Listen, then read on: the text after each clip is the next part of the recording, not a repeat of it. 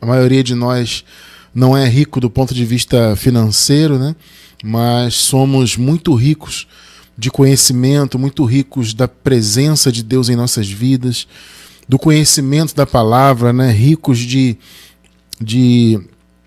contato, né?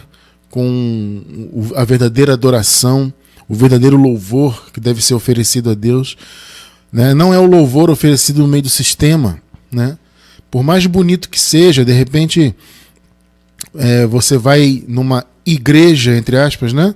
Aí do sistema, numa denominação, e chega lá, tudo é muito bonito, né? Então tem um templo, mais uma vez, entre aspas, né? Tem um templo, que na verdade o templo verdadeiro somos nós, né? Por isso que nós colocamos o templo de pedra, de tijolos, nós colocamos entre aspas, porque o templo verdadeiro somos nós, né? Então você vai lá no templo do sistema e de repente lá é tudo muito bonito, muito organizado, né? Muito confortável, uma aparência, né? Muitos dos templos têm uma aparência riquíssima, né? Com detalhes em ouro, com cadeiras estofadas, com ar-condicionado potente, né? Com uma banda, né? Uns músicos profissionais, né? Tocando ali o melhor da música, tudo muito bem afinado, cantores e cantoras extraordinários, e tudo aquilo é vão. Para pra pensar nisso, abençoado. Para pra pensar. Meus amados irmãos, abençoados com todas as sortes de bênçãos. Amado irmão, amada irmã, é só você raciocinar. O quão isso é paradoxal, né? Você está num espaço, como eu falei, com todas estas características, né, de qualidade, né, de boa qualidade, como eu falei, e na verdade tudo aquilo é vão, porque não é oferecido em espírito e em verdade. Então não importa se a banda é boa, se o salão é de primeira, se tem milhares de pessoas congregando, nada disso tem qualquer valor se o que é oferecido a Deus ali não é oferecido em espírito e em verdade, né? Infelizmente, a esmagadora maioria aí das chamadas igrejas, né? Para não dizer todas, né, do sistema aí, eles não oferecem, né, algo em espírito porque eles estão debaixo da lei. Não debaixo da lei no sentido de estarem no tempo da lei. Não é isso, porque a lei, na verdade, já passou, né? Cristo foi o fim da lei, né? Cristo foi a fronteira da lei para a graça. De Cristo em diante, em especial da cruz em diante, começou o sétimo dia, começou a graça. Então, na verdade, a rigor, ninguém está debaixo da lei mais. A rigor. Só que quando a pessoa pratica obras da lei, ainda que ela não esteja lá debaixo do tempo da lei, ela se coloca debaixo da maldição da lei. Porque ela, por praticar aquelas obras, entre aspas, vamos dizer assim, né, ela ressuscita a lei. Então, ela acaba trazendo para si aquela maldição, ressuscitando aquele aion antigo, né, que nós conhecemos como império das trevas, né? O apóstolo Paulo dá essa nomenclatura, né? Ele chama de poder das trevas. Pode ser poder, império, qualquer sentido assim, potestade das trevas. Ou seja, é aquele período anterior, né, à graça, antes da cruz, principalmente antes da cruz, né? Então, quando a pessoa vive nessas obras de lei, elas acabam ressuscitando aquele momento. Então, elas acabam se pondo debaixo de maldição. Porque ela começa a fazer os jejuns que faziam parte do antigo pacto, né?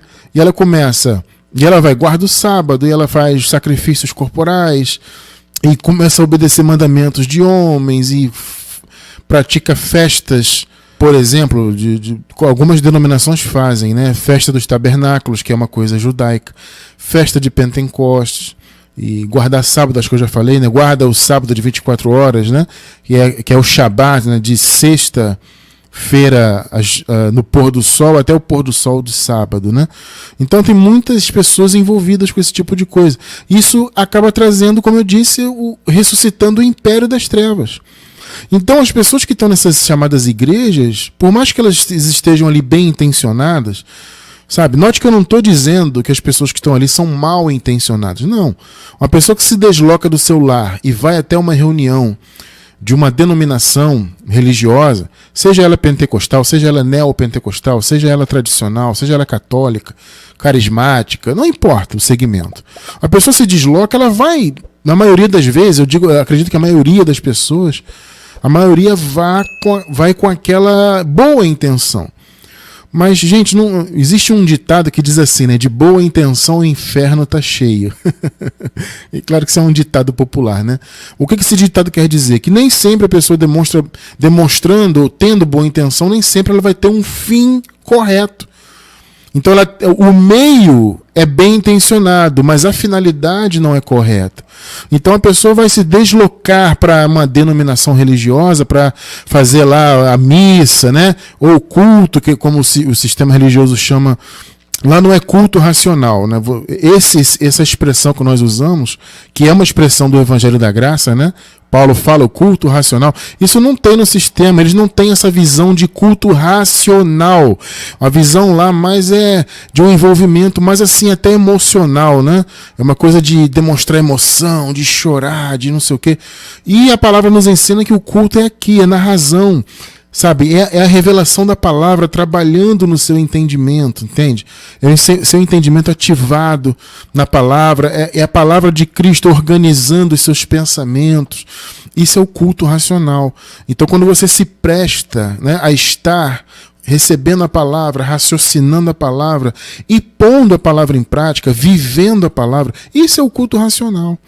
Então nós chamamos as nossas reuniões, né, no caso aqui online, de culto racional, porque nós trabalhamos aqui na mente. O nosso culto não é fazer jejum, não é fazer campanha, não é ficar de joelho no pó, não é nada disso. O nosso culto é na mente, é conhecer a palavra, é conhecer Deus cada vez mais por meio da sua palavra. A grande parte das chamadas igrejas estão lotadas nesse momento, né? Muitas já estão cultuando, outras estão se reunindo. Na época da Igreja Batista, por exemplo, o culto começava, se eu não me engano, era às 10 da manhã, mas às 9 da manhã nós já tínhamos que estar lá, antes das 9, no caso eu já tinha que estar antes das 9, porque às 9 horas começavam as escolas dominicais, né? Então de 9 até 9h45 eram os estudos dominicais. Aí de 9h45 até as 10 era o intervalo, né, onde as pessoas saíam das salas de estudo, iam para o banheiro, iam beber água, se preparar, e às 10 horas em ponto o culto começava. E a pessoa, como eu disse, ela pode até ter ido a essa congregação com a melhor das intenções, mas a finalidade não tem sentido. Porque ela está ali para cumprir mandamentos, está ali para cumprir a lei, né, para participar de cerimonialismos, e isso acaba tirando o requisito, né, da adoração, que é em espírito. Veja bem, se a adoração tem que ser em espírito, então ela não pode ter ligações com a lei, com obras da lei. Né? É o que Paulo falou, né? Os que são guiados pelo Espírito não estão debaixo da lei. Então o seu culto, a sua adoração, o seu louvor a Deus, para ser em espírito, necessariamente ele tem que estar desvinculado da lei. Isso é o fator, um dos principais fatores. Está desvinculado de obras da lei, de mandamentos de homens, de religiosidade, de cerimonialismos. Então esse é o primeiro requisito para a sua adoração ser em espírito. E também tem a questão de ser em verdade, em espírito e em verdade. A verdade é a revelação, nós sabemos. Jesus é a verdade, né? E a verdade nesta nova aliança é Jesus Cristo ressuscitado. Então, se o seu pensamento está em Jesus Cristo ressuscitado, então realmente a sua adoração, o seu louvor e o seu culto, por conseguinte, ele é em espírito e verdade. Porque você não está vinculado à lei, né? Nós, no caso, que estamos aqui em graça, não estamos vinculados à lei, e também nós estamos caminhando na verdade, que é a revelação de Jesus Cristo ressuscitado. Então, amados, como eu disse lá no iniciozinho da transmissão, isso é um privilégio tremendo. Nós temos que louvar a Deus sempre por esse privilégio maravilhoso, que infelizmente são muito poucos irmãos, como eu disse, infelizmente do nosso ponto de vista, né? Deus está no controle, Deus que sabe todas as coisas. Mas do nosso ponto de vista é infelizmente, porque nós gostaríamos que muito mais irmãos tivessem, né, esse privilégio. Nós trabalhamos por isso, né?